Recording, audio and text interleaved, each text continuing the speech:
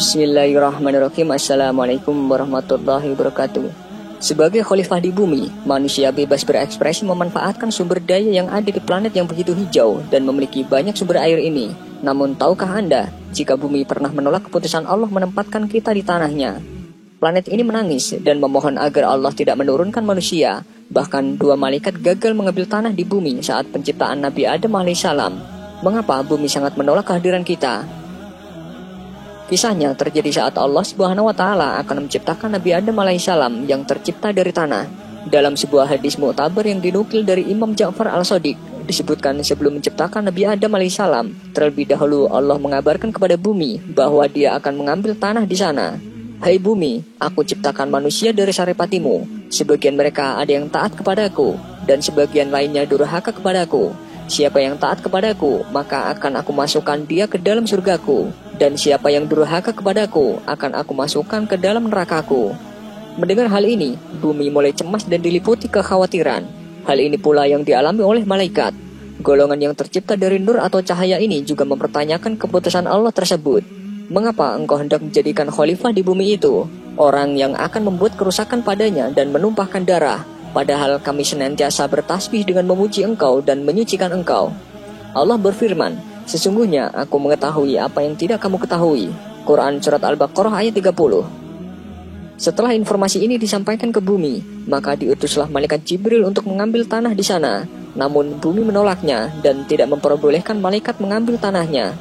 Diriwayatkan dari As-Su'di, dari Ibnu Mas'ud, dari seorang sahabat Rasulullah SAW, mereka bercerita, Allah Subhanahu wa taala mengutus malaikat Jibril ke bumi untuk mengambil tanah dari bumi. Namun bumi menolaknya. Bumi pun memelas dan menangis kepada Jibril. Ia bersumpah dengan nama Allah bahwa ia tidak sanggup menanggung beban manusia di bumi.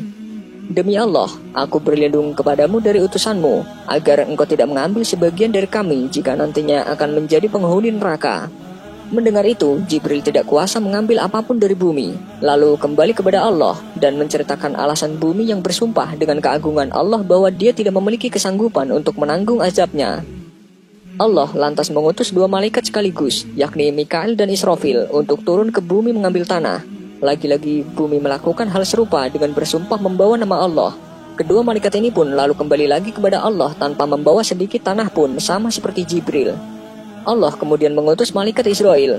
Namun malaikat ini tidak seperti dua malaikat lainnya, karena ia tak mempedulikan bumi agar tidak mengambil tanahnya.